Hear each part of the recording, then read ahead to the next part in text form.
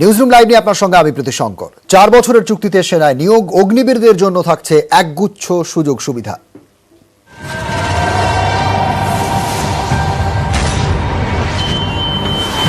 রাষ্ট্র সর্বোপরি। 4 বছরের চুক্তিতে সেনায় নিয়োগ, এই অগ্নিবীরদের জন্য থাকছে একগুচ্ছ সুযোগ সুবিধা। কর্মরত অবস্থায় দ্বাদশ উত্তীর্ণের সার্টিফিকেট দেওয়া হবে। প্রশিক্ষণের পর দক্ষতার শংসাপত্র দেবে ভারত সরকার। বাহিনীর অন্য জওয়ানদের সঙ্গে কোনো বৈষম্য নয়। বাকি জওয়ানদের সমান ভাতা, সুযোগ সুবিধা। 4 বছরের মধ্যে শহীদ হলে পরিবারকে 1 কোটি টাকা। বিমার প্রিমিয়াম দিতে হবে না।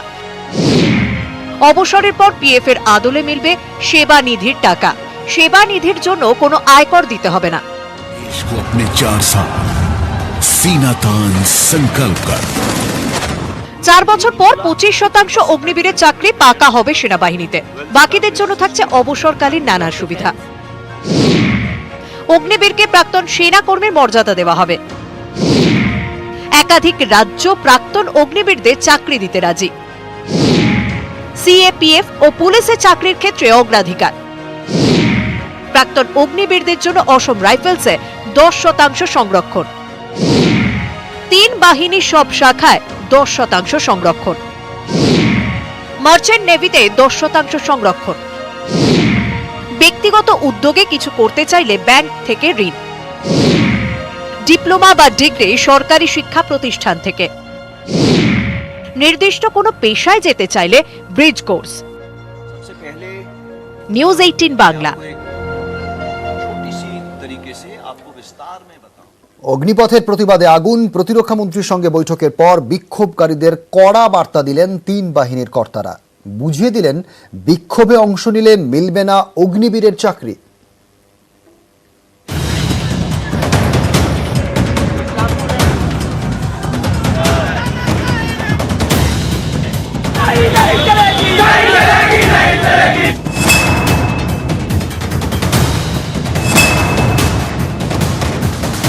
एंगर आप खुशी से दिखाइए, but arson, vandalism, no space.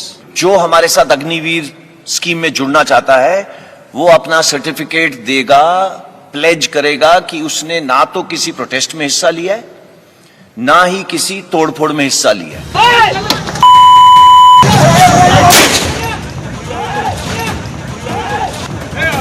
4 বছরের চুক্তিতে সেনায় নিয়োগ, মোদী সরকার অগ্নিপথের ঘোষণা করার পর থেকেই প্রতিবাদ বিক্ষোভে উত্তাল দেশ।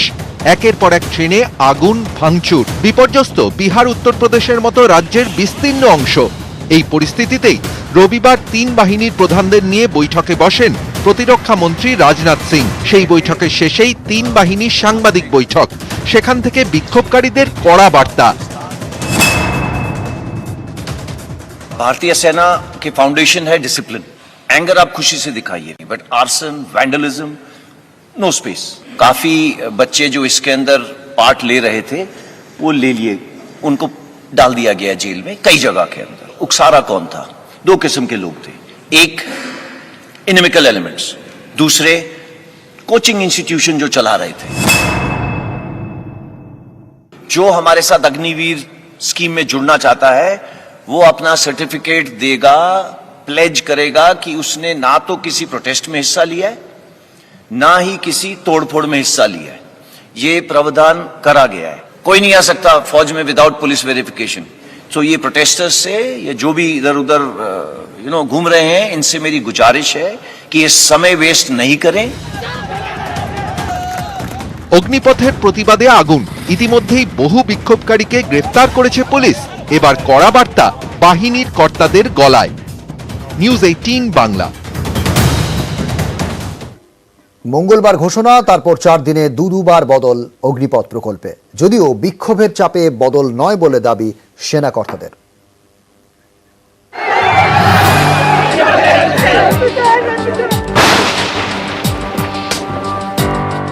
4 বছরের চুক্তিতে সেনায় নিয়োগ, 3 বাহিনীর প্রধানদের পাশে নিয়ে ঘোষণা করেন প্রতিরক্ষা মন্ত্রী।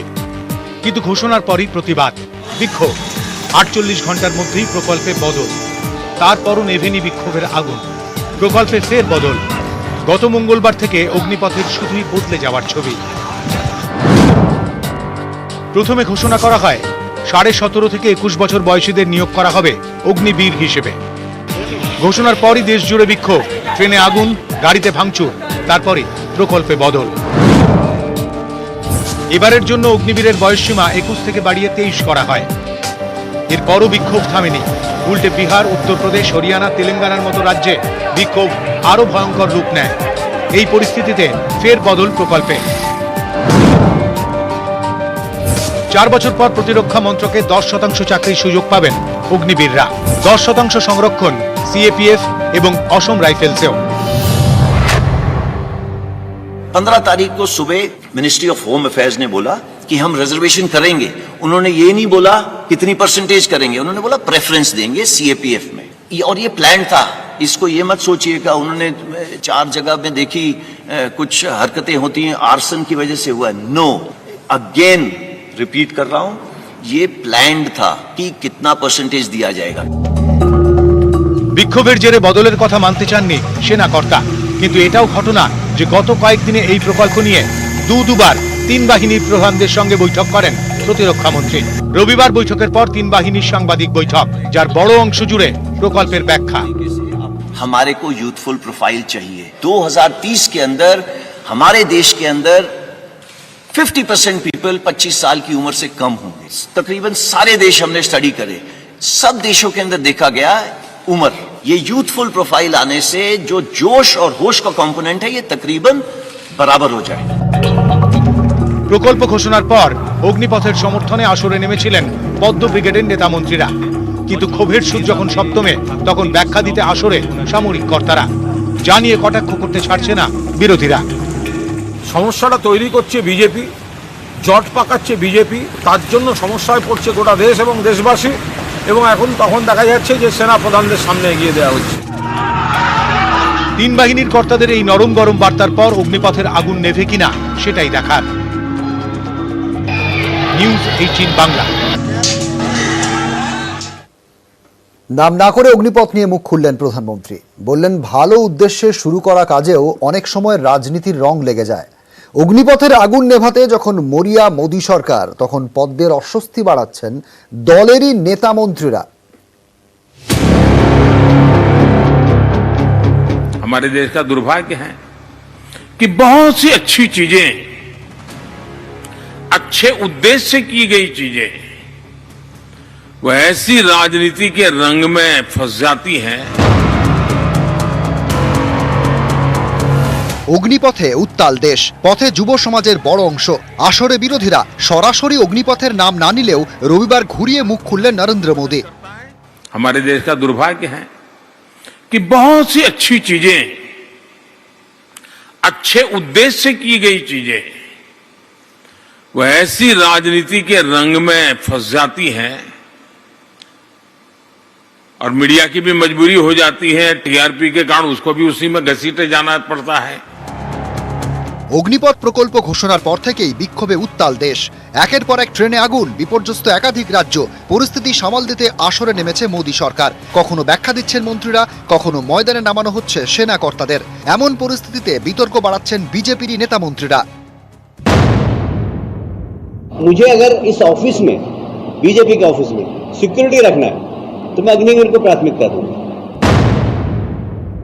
మిలిటరీలో కూడా డ్రైవర్స్ వేరే ఉంటారు, ఎలక్ట్రీషియన్స్ వేరే ఉంటారు, అందులో బట్టలు ఉతికే వాళ్ళు వేరే ఉంటారు, లేకపోతే మరి మన హెయిర్ కటింగ్ చేసే వాళ్ళు ఉంటారు. ఈ రకంగా వేల పోస్టులు ఉంటాయి. आपने एक ऐसी स्कीम को दे दिया है जो इस देश के नवयुवकों को मार डालेगा। ऐसी स्कीम है जो इस सेना को खत्म कर देगा। রাজনীতির পারদ চড়ছে। এরই মধ্যে ঘোষণা, 24শে জুন থেকে অগ্নিবীর নিয়োগের প্রক্রিয়া শুরু করবে ভারতীয় বায়ুসেনা। 25শে জুন থেকে নিয়োগ প্রক্রিয়া শুরু করবে নৌসেনা। 1 জুলাই থেকে নিয়োগের প্রক্রিয়া শুরু করবে সেনাবাহিনী। নিউজ 18 বাংলা। বিজেপি অফিসে নিরাপত্তারক্ষী নিয়োগে অগ্রাধিকার অগ্নিবীরদের কৈলাস বিজয়বর্গীর এই মন্তব্যে তুমুল বিতর্ক শুরু হয়েছে। এ রাজ্যের নেতারা শান্তনু সেন থেকে শুরু করে শ্রমিক ভট্টাচার্য, তাদের প্রতিক্রিয়া শোনাবো। सेना की ट्रेनिंग में पहला डिसिप्लिन, दूसरा आज्ञा का पालन करना। जब वो ट्रेनिंग लेगा और 4 साल की सेवा करने के बाद निकलेगा 17.5 साल से 23 साल तक की उम्र। यदि वो 21 साल में भी भर्ती होता है, 4 साल काम करता है तो 25 साल। 25 साल में जब वो बाहर निकलेगा तो उसको 11 लाख रुपए उसके हाथ में होंगे और अग्निवीर का एक छाती पर तगमा लगा के घूमेगा। किसी भी, मुझे अगर इस ऑफिस में, बीजेपी के ऑफिस में सिक्योरिटी रखना है तो मैं अग्निवीर को प्राथमिकता दूंगा। দেশের যুবকদের সম্বন্ধে, তাদের ভবিষ্যতের সম্বন্ধে বিজেপির চিন্তাটা কতটা নিম্নমানের সেটা কৈলাস বিজয়বর্গীর এই কথা দিয়ে আবার প্রকাশ্যে চলে এলো। আমরা বারংবার যেটা বলে আসছিলাম যে যুব সমাজের সাথে যে খেলোয়াড় করছে, দেশের নিরাপত্তা নিয়ে যে তারা ছিনিমিনি খেলছে, সেটা রাষ্ট্রের স্বয়ংসেবক সংঘের বক্তব্যের মধ্যে দিয়ে গতকাল আরো একবার প্রমাণিত হয়েছে। এবং আজকে কৈলাস বিজয়বর্গীর মতো বিজেপির নেতা, যার ছেলে ক্রিকেট ব্যাট দিয়ে আধিকারিকদের মারধর করে, ভারতবর্ষের মানুষের সম্বন্ধে, ভারতবর্ষের যুবকদের সম্বন্ধে কি অবস্থা, সেটা তাদের কি মানসিক ধারণা, সেটা ভারতীয় জনতা পার্টি পোষণ করে। দেশের মানুষ এটা শুনলো। কৈলাস বিজয়বর্গীয় যে কথা বলেছেন, তিনি কাউকে আঘাত করবার বা কারোর ভবিষ্যৎ সম্পর্কে অনিশ্চিত করে দেওয়ার কথা বলেননি। তিনি একটা নির্দিষ্ট স্পিরিটে কথা বলেছেন। বলেছেন যে 100% কে পুরো অ্যাবজর্ব হয়ে যাবার পরে যারা বাকি থাকবেন তারা তো বিভিন্ন জায়গায় অগ্রাধিকার পাবে। তিনি বলেছেন যে যখন করছে, আমরা দল হিসেবে যেহেতু এই পলিটিকে সমর্থন করেছি, তিনি এটা নিয়ে বোঝাতে চাইছেন যে তাদের ভবিষ্যতের ব্যাপারে যাতে নিশ্চিত থাকে তার জন্য এই পার্টি বদ্ধপরিকর। দল একটা, সরকার একটা। তিনি দলের পক্ষ থেকে বলেছেন, তার মতো করে তিনি বিবৃতি দিয়েছেন। এ কথা বলেনি ভবিষ্যতে বিজেপি অফিসে দারোয়ানি করতে হবে, তার জন্য এই জন্য কোনো ছেলে জন্ম নিচ্ছে, এই ধরনের বক্তব্য তিনি রাখেননি। কৈলাস বিজয়বর্গীর মন্তব্যে তোপ রাহুল গান্ধী টুইট করেছেন, যুবদের সেনায় ভর্তি হওয়ার ইচ্ছে চৌকিদার হয়ে বিজেপি দপ্তর রক্ষার জন্য নয়, দেশকে রক্ষার জন্য। রাহুল গান্ধী টুইট করেছেন।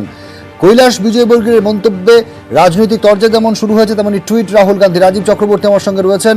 রাজীব, টুইটে একেবারে সুনির্দিষ্টভাবে বেশ কিছু বিষয় উল্লেখ করেছেন রাহুল, যে বিজেপি দপ্তর রক্ষার জন্য অগ্নিবীরে নয়, দেশকে রক্ষা করার জন্য। রাজীব, একদমই। দেখো, যখন থেকে এই অগ্নিবীর এবং অগ্নিপথ প্রকল্প নিয়ে বিতর্ক শুরু হয়েছে, তখন থেকে দেখা যাবে যে বিজেপির নেতারা এবং বিজেপির সর্বস্তরের নেতারা, তারা কিন্তু এই যে প্রকল্প কেন্দ্রীয় সরকারের, তার ভালো দিকগুলি মানুষের সামনে তুলে ধরতে সচেষ্ট হয়েছেন।